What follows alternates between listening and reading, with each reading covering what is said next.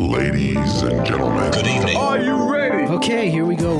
You're listening to the Deal Room Podcast. Join us as we bring you the inside scoop on business sales and acquisitions. Get across trends in the area and hear the industry's best recount their real-life tips, traps, and experiences. Now, here's your host, Joanna Oakey. Hi, it's Joanna Oakey here, and welcome back to the Deal Room Podcast, a podcast proudly brought to you by our commercial legal practice, Aspect Legal. Now, today we talk to one of our favourite serial guests, Rod Hore of HHMC Global. In this episode, I talk to Rod all about the hot new trends and how to maximise the value of a recruitment business in 2022. We discuss niche strategies, talent attraction, compliance, and the rising costs that face the recruitment industry. This episode is valuable listening for tips on maximising the value of a recruitment business and planning for exit.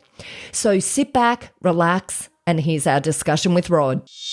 Rod, I just wanted to say a massive thank you for coming back to the Deal Room Podcast. You are one of my absolute favourite guests, so it's always a pleasure to have you on the show. Oh, it's a pleasure to be back again, and always plenty of things to talk about. It's a wonderful world of business at the moment. It's a very interesting landscape. It's an unusual landscape. There's two components of the M&A in recruitment that make it unusual. The M&A world is in a very unusual spot right now. And then recruitment obviously also has had some real challenges coming out of the bedlam that has been the last couple of years. And so when you merge them together, it just really is a very unusual space that we're in right now, isn't it? It is. And there is the detail is so interesting. You can say things that are very high level and you say, oh, yes, business is going great or something like that. But the detail is actually fascinating. You know, it's a complex world out there at the moment. It is complex. And I guess this dovetails so well into the survey that you run annually. I love the survey that you guys run, and it brings out so many interesting themes and topics that are relevant to the recruitment industry. Before we start to dig into that, I just want to make sure that we've let our audience know about this fabulous Buy, Grow, Sell Summit that is coming up really soon. And if you're listening to this after the summit, then you'll also be able to access recordings after the event. But it's definitely something not to miss. And Rod, I'm really excited. We've got a really strong lineup talking specifically about the recruitment industry for this concept of buy, grow and sell, and how it impacts the recruitment industry, how recruiting firms can set themselves up, through using acquisitions for growth, how to properly grow and scale, particularly in these difficult times, and then how to really gear themselves up for maximum exit. I'm excited about it. Maybe, I don't know if you have a few words that you want to throw in about this summit that's coming up. Well, I'm excited about the whole 3-day summit because there's some great speakers and there's some topics that are really relevant to every business owner and every leader in business and professional services. But there are some very specific things that relate to the recruitment industry. So our little 2-hour slot on the second day of the conference, we want to really dig into specific issues for the recruitment industry. And we've got a great lineup of speakers and a big panel session so we can answer your questions. And very, very much looking forward to it. I think it's going to be like a little cherry on the top for those who attend the whole conference that have got an interest in the recruitment industry. Oh, absolutely. I'm so excited about it. And, just so exciting seeing some of the speakers that you've got coming along. It's going to be quite the event. But I guess let's then dovetail into your latest survey. Maybe let's start by talking about what the survey is and why you run it on an annual basis. Okay, so we started, this is the 9th survey we've just released. We do it every 6 months, and so up to year 5, I suppose that means. And we wanted to, the goal was to try and get some trends about how people were feeling about the industry. So within the recruitment industry, it's difficult to get local information across Australia and New Zealand. So we're asking the same set of questions about how did you go for the last 6 months? What are you expecting to do for the next 6 months? What are the opportunities for you? What are the barriers for you? But then, and we do that every survey, and the data from that is fascinating, especially as you can imagine over the last couple of years where everything just went haywire. But we always have a couple of additions to that. And in this particular survey, we wanted to have what we called our final look back at COVID, because we don't want to talk about it anymore. Fingers crossed. So not only some survey questions, but also a lot of others have contributed data so that we've got a really good view of everything back over the last 2 years. And then we asked people their thoughts and opinions and forecasts for what they thought was going to happen in 2022. And that gave us surprising information, and I think really highlighted some trends that are a little bit different, and maybe showing that what you've got to do in 2022 is not return to normal, but you've actually got to be focusing on some slightly different things to take advantage of the market and to really create the value in your business. And just out of interest, how is it that keeping this tab on market trends really links into that element of exit that you know obviously very well known for, Rod? How do you what's the linkage with it all? It's like all good benchmarks is that nobody gets out of bed to be average. Okay. Nobody runs a business and devotes all of their time and sweat and energy to be just an average company.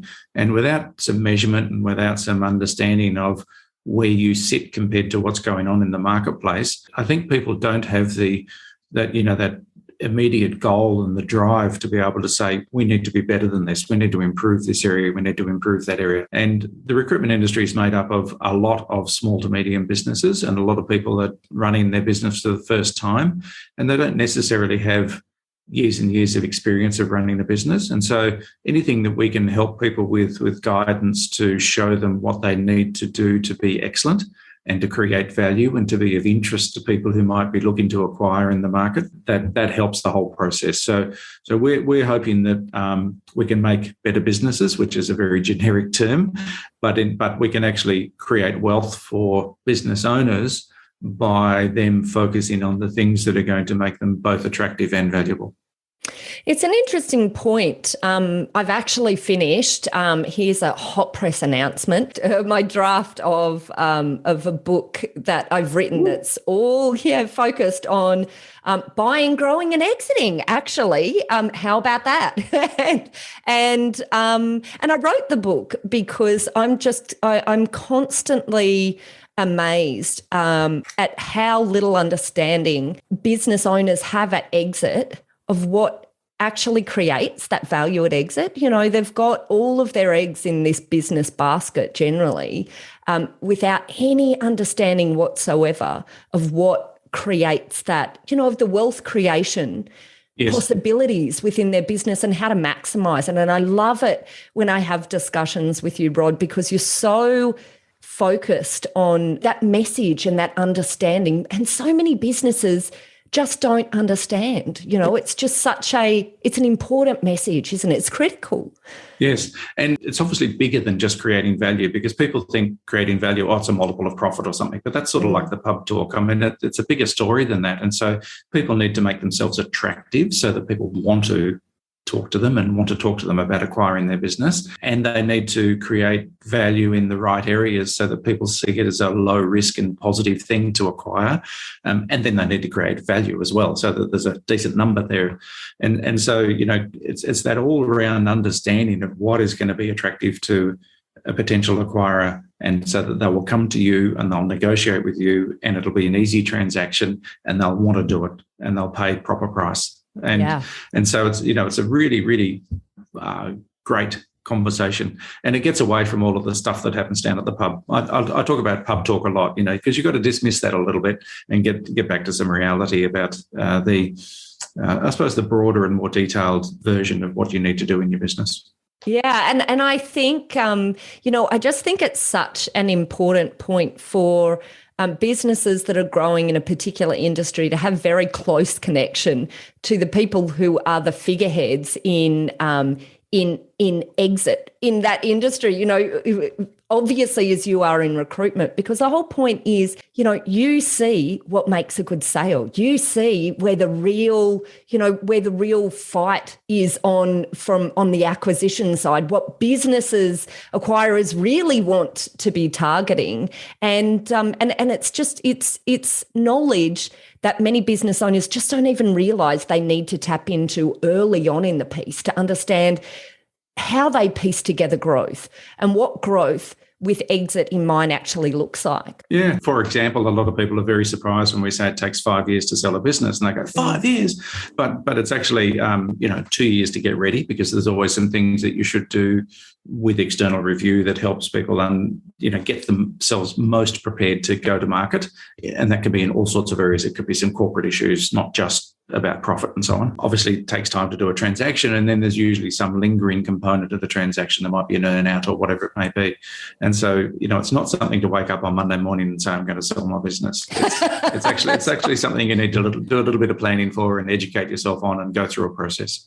And I know we're completely deviating from our topic here, but that's what makes this podcast special. You never know where you're going to go. But it really is that reality, I find, that when people start thinking about exit, they don't think about exit until they're at that point of exit. And then the problem is they have this emotional connection to feel like they need it to happen immediately. And they just can't even think of themselves staying in the business for another 5 years to do it properly. So we're very happy to say publicly that we talk more people out of selling than we take on as clients, because they quite often come to us and say, I need to sell my business, and it's exactly the wrong reason, or they haven't thought through the issues, or it's actually a poor personal choice for them to not continue to run their business. And so, when you sit down and look at the personal components and the business components together, quite often the best opportunity for people is to actually get a little bit of focus and, continue on with the business for some period, and then maybe have an event further down the track. All right. Well, look, let's actually then get stuck into the outcome of your recent survey. So maybe let's just start with the hot new topics. Yeah, look, so we didn't set out to write the report to say, here's a bunch of hot new topics. But when we started analysing the data, we saw that some things had changed a lot. Okay, so it's because we've been running the survey for a couple of years before the pandemic, 2 years during the pandemic, and now we're coming out of it, we're seeing that actually there's some differences, and some questions that we might have asked 3 or 4 years ago are now being answered very differently, or the number of people participating in a particular activity, it's quite different. One of the things I want to start with, though, is that when we were trying to look back on COVID, we asked a question about how has COVID impacted you, the person who's filling the response in the survey in. And we asked questions in 3 areas. How has it impacted you personally? How has it impacted you from your professional life? And how has it impacted you from your business?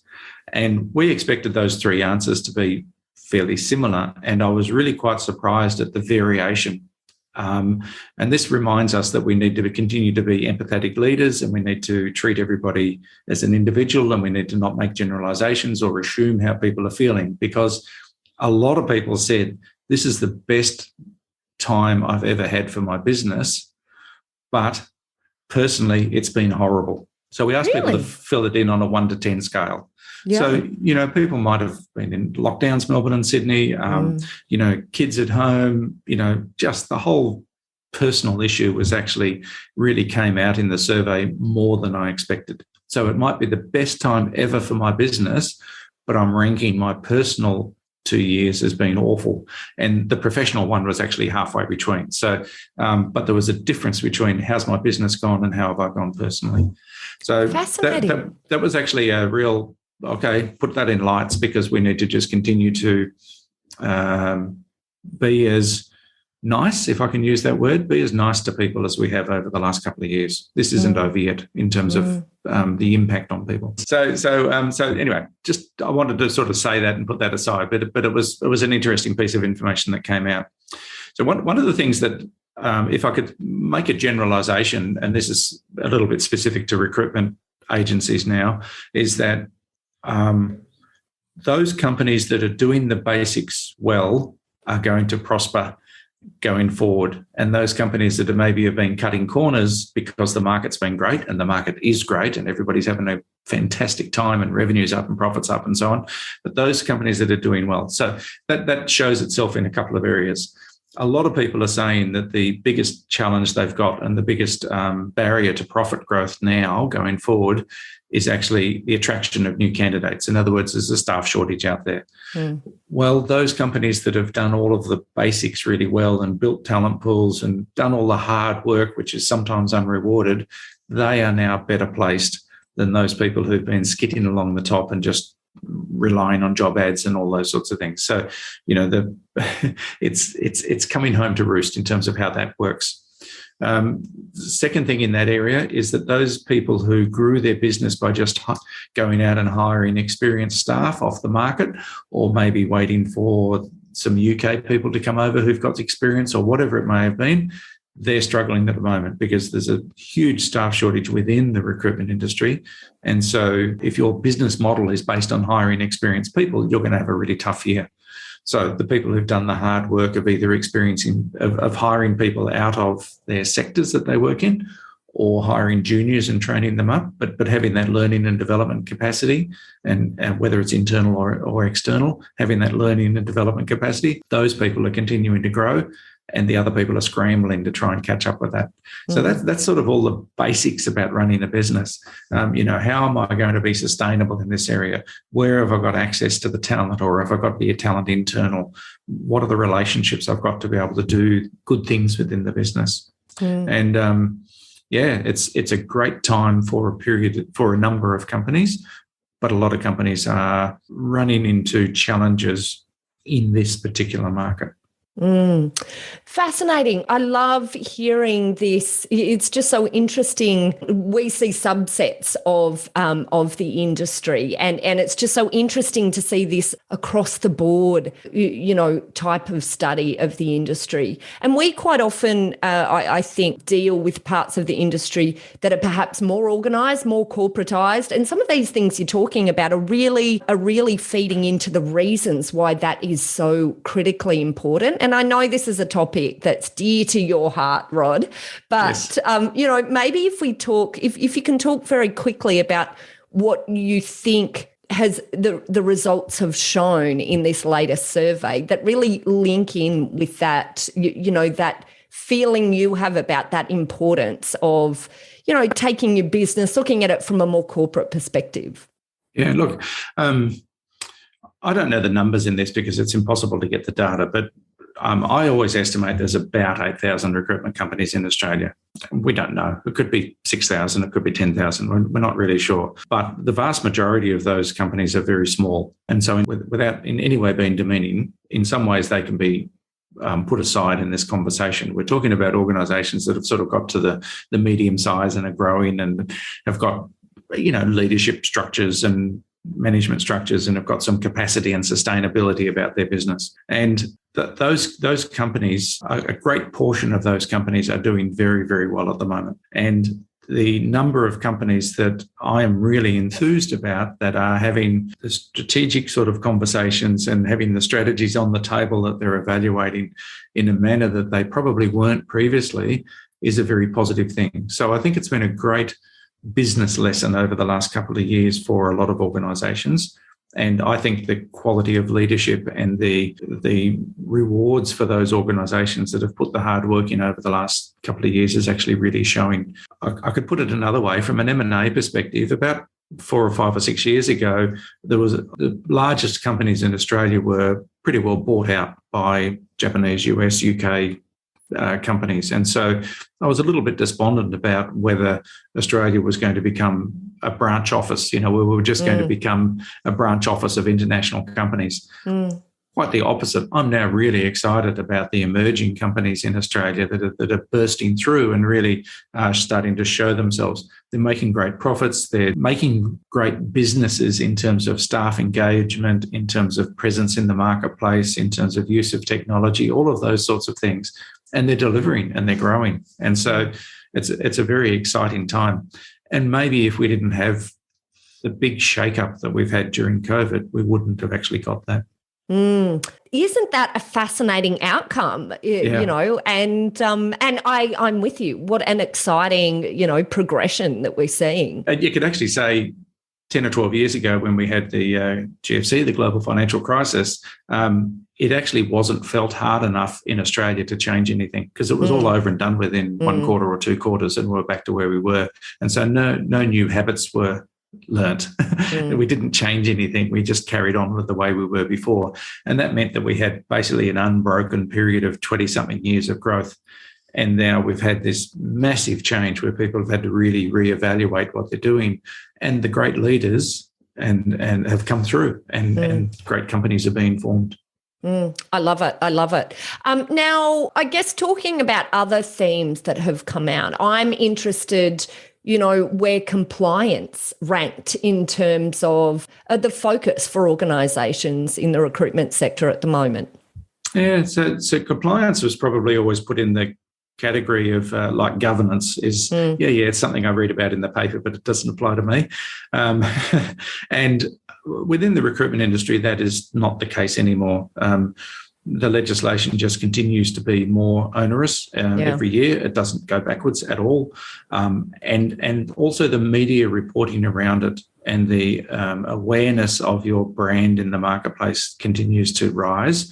And so wage theft is an example. If you are not so on top of paying your contractors, for example, then your name may appear in headlines in the local papers. And as a company, your reputation is shot. You could lose 20 years of reputation overnight. And it's such emotive. It's such emotive headlines that are used, like the wage theft, and it generates just such, emotion in the responses. I see a lot of this. And that's just one element of compliance. I mean, if you're working in healthcare, then you cannot make a mistake. If you're working in, et cetera, et cetera. I mean, everything from labour hire, like a forklift driver, has he got his licence? Does he renew his licence when it's due? And all of those sorts of things. I mean, the importance of compliance is in every recruitment agency, and it is critical. It is one of the foundation legs now. Yeah, that's not something you can give just lip service to. And when we reflect on compliance from an M&A perspective as well, I think it's so incredibly important to understand any sort of sophisticated acquirer, and if you're looking for a strong multiple in your sale, you want to be attractive to, to a breadth of acquirers. But this concept of how clean you are from these compliance perspectives, absolutely critical at the moment. They impact not only on your pool of buyers and how you'll behave and how you'll get through due diligence and obviously price at the end of the day, whether or not, you'll have a large enough pool of buyers and who they will be, but also on those post-transaction risks that you can take out, the warranties and the indemnities. And the earlier you set up strength in your compliance and governance, the cleaner you will look when it comes to that point of ultimate exit or funding or whatever it is that you're looking for. You need to have a very, very clear story about all aspects of the business. And that could be, for example, what do you do about long service leave for your temporary and contract workers? Do you have a legal position on that? Is it written into your contracts? Is it clearly understood? Is it recorded? What is your position? Because you need to be able to show all of that in due diligence. And that's just one of many. Because if you can't show it and it's uncertain, then the purchaser might say, well, actually, I'm going to take off some money off the price because I need to make an allowance for something that might appear in the future. So, it's not just in the contract. It can actually impact the price as well. Absolutely. Okay, well, are there any other topics that you feel will real stand out? One of the things is that, again, a very recruitment industry specific one is that perm recruitment at the moment is actually on fire. I mean, so the number of people being placed into permanent positions has gone through the roof. And so, and perm recruitment is great in terms of cash flow for organisations. So, and usually for profit if they're doing it as well. So recruitment agencies at the moment are cash rich in general and profitable in general. And the challenge is that that's not necessarily the right business mix that you need to create value and to sell your business in the future. So temp is hard at the moment, but what are you doing as a business owner to really, really focus on temp and contract so that as temp and contract becomes a little bit more even-handed in the marketplace, you're actually building a business in the manner and in the structure and in the style that you want to go forward into the future and to create the maximum value in the future. So Greg Savage actually has a term of being seduced by perm, and I think that's true because everybody loves the immediate hit of making a placement. Seduced by perm. You get seduced by the immediate hit of placing somebody, but you also get seduced by the cash impact. Okay, it's a positive thing. And contract is harder. And as a leader in the organisation, you constantly need to be looking for those more recurring levels of revenue, because that's what's going to add value to the organisation in the future. Very hard to do at the moment. Love it. It's such important points, isn't it? You know, making sure the decisions that we're making today aren't just about today, but are about the future as well. Exactly. You know? Don't miss the opportunity for perm, but boy, you've got to be actually having a focus and discussing internally and putting specific actions in place to not lose where you want to be in the future. Yeah, absolutely. Find the balance. Find the balance. I love it.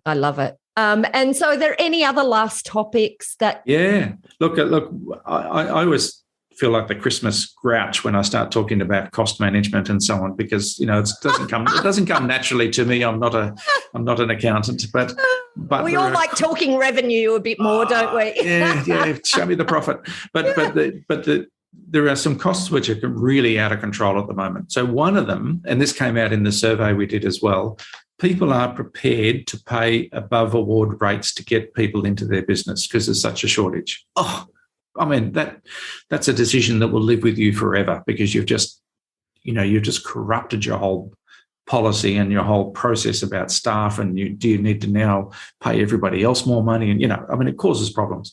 People are prepared to pay additional commission structures for staff that are coming into the business. Again, that's really hard to undo once you've done it. And then there's all the other costs. I mean, people are investing quite heavily in technology, but we found out that something like, this is the number off the top of my head, but something like 70% of the people don't do a return on investment on the technology that they get into their business, like at all, full stop. And so all these costs are growing and growing and growing within the organisation. And I don't think there's any awareness of how difficult that's going to be to undo. So people are making very short-term decisions to get through the year. But can we dig into then what are some alternatives? You know, in a tight labour market, you're reacting by increasing what's on offer from a financial perspective, and I completely hear what you're saying. You're digging yourself this hole for the future. Let's talk about what some alternatives might be, though. Oh, well, in staffing, outsourcing has grown rapidly over the last 12 to 18 months, and it should have. Australia's been lagging what's been going on in the US and the UK, especially for a decade. And so as somebody who's particularly interested in that area, because I have some relationships in that area, then that's been pleasing to see. And so that's a topic that wasn't even being talked about and considered previously by most recruitment agencies in Australia, and is now a hot topic. So using offshore resources to supplement your key onshore resources, your client-facing resources, it should have been part of the mix a long time ago. I won't say the majority, but an increasing number of people are now considering that, growing what they've got, are really working their way through that. And it's not just recruitment processes. It could be back office, it could be marketing, it could be general administrative support. So all of that is now, it's finally happening. And that's one way of sort of offsetting the cost structures. So you don't need to hire 5 people. You might need to hire 2 people and get some support. There's smarter ways of doing things. Yeah, I guess looking at the problem from a broader perspective than, just the old tools. and greater use of technology. And so the best companies are using superb technology, because the technology has really improved a lot, and there are great tools around which are not only helping you with compliance and with productivity and so on, but are actually helping you reach more people, so that the whole so I don't want to lump it into social media, but the whole, reaching out to candidates and so on, all of the tools around that, you've got to find tools that are helpful for you in your particular environment. Yeah. And I guess as well, with rising costs, potentially rising inflation, we also then need to come full circle and look back at, how often are we reviewing our rates? Are we on pace there in comparison to how our costs are moving as well? Yeah, and I think the average recruitment agency isn't as good as a legal firm and doesn't actually have a rate review every year. And so, nearly every person who's running a recruitment agency was not in a senior position 30 years ago when we last had inflation in Australia. And so inflation is something that is brand new to nearly everybody. And it's more than the clauses in your contract. It's actually how you treat your staff and how you do your forward budgeting and how you deal with clients and so on. It's going to be a major impact as it takes hold. Fascinating issues that you've covered off here, Rod. And what a great thing for you to be doing regularly, this sort of temperature check on the market. And then, out of that, finding the elements that recruitment owners should be really focusing on in terms of how they build value and how they deal with some of these issues that really are across the board. Actually, it comes back to one of the things you were saying right at the beginning about the difference perhaps in the feelings of the owners themselves versus the business and their being a difference in those two areas. It really does remind you that owning and running businesses can be a bit of a lonely space sometimes. And it's so great to hear that there's a whole heap of other people who are suffering the same sorts of issues that you're going through, and I like reports on trends from that perspective as well. It reminds us that there's a lot of other people who are working hard to find ways to grow businesses. Yeah, I think the rise in either leadership groups like, entrepreneurs organisation, all those sorts of things, but also the number of managers and owners who've gone out and got a personal coach or they've set up an advisory board or whatever it may be. I think that has risen dramatically over the last 2 years. And that is such a positive thing, because you need to have different conversations at different times and you need sort of a safe space to have those conversations. And for business owners, that stops it being such a lonely environment and they can actually sit down and have a conversation about things which are not relevant in the day-to-day running of an organisation. Absolutely. Look, as I said, I think this survey that you're running is just fabulous. It's so insightful. I love seeing the results.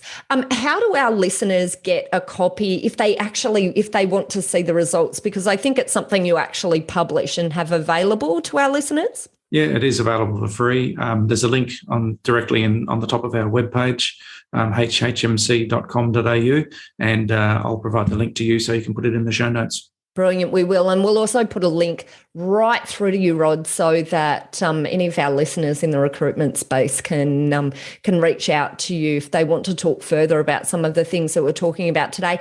And just a reminder, of course, we're going to dig into some of these really relevant topics about what to think about as you're growing a recruitment business. So we'll definitely put in the show notes a link as well so that you can register for that event. And once again, if you've missed it, you will still be able to access for a short period of time some recordings, but it's far better to be on there live. We've got a live panel going that Rod is hosting, talking specifically about some of these issues that are going on in the recruitment sector at the moment. We've got some great speakers and it'll just be, there'll be opportunities for you to ask questions and get questions answered as well. So I'm super looking forward to that. We'll have links in the show notes for that. Rod, can I just say huge thank you for coming on to the show again. I always enjoy our discussions together and always learn a lot. Oh, thank you so much. I'm really looking forward to the Buy, Grow, Sell Summit in just a short amount of time and look forward to seeing everybody at that. Brilliant. Thank you. Thanks. Well, that's it for this episode. I hope you enjoyed our podcast episode today with the fabulous Rod Hore, all about the hot new trends and how to maximize the value of a recruitment business in 2022. Just a recap of this episode. Of course, in the episode, we took a look at HHMC Global's survey report and its relevance to your exit, what the survey tells about recent trends in the industry, how to offset the current cost structure, and how to effectively create value at exit, which, ladies and gentlemen, is, of course, such an important topic that we cover again and again here on the Deal Room podcast, and is so important for those of you who are building for an ultimate sale. Now, if you're interested in talking to Rod Hore, then just click the show notes or head over to our website, www.thedealroompodcast.com, as we link straight through to Rod at HHMC Global. And of course, at that website, you will also find a booking for the free 15-minute discussion with our legal team if you would like to discuss any aspects of sales or acquisitions of businesses, shares, or assets. Well, that's it. I hope you enjoyed what you heard today. If you did, please subscribe to the Deal Room podcast on iTunes or your favorite podcast player to get notifications straight to your phone whenever a new episode is out. We'd also love to hear your feedback, so please leave us a review and rating if you're already one of our subscribers, or even if you're listening to this podcast for the very first time. Well, thanks again for listening in. This has been Joanna Oakey and the Deal Room podcast, a podcast proudly brought to you by our commercial legal practice, Aspect Legal. See you next time.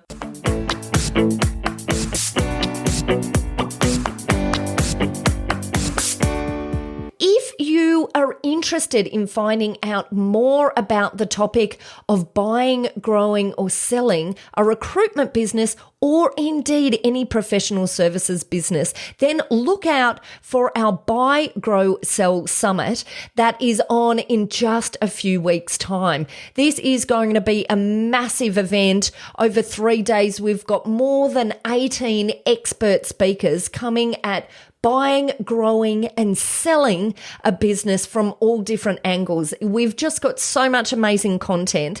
And if you want to find out how to register, then check out the show notes at the bottom of this page and on our website at thedealroompodcast.com. And if you're in the recruitment industry, you might be interested to hear that we have some specific sessions dedicated to you. We have some amazing speakers lined up. And if you are interested in that content, then once again, you'll find more of that details in the show notes. So make sure you sign up for that Buy, Grow, Sell Summit immediately so you don't miss out. Ladies and gentlemen. That will conclude this evening's entertainment.